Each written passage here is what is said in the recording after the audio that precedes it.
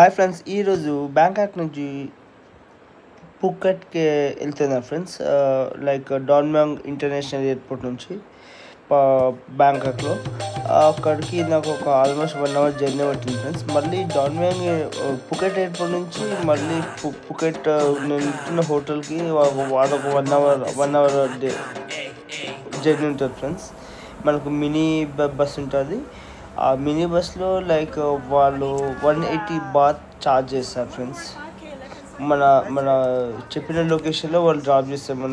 మన అది వెళ్ళే హోటల్ ప్లేస్లో డ్రాప్ చేస్తారు. 180 థాయ్ బాత్ తీసుకుంటారు.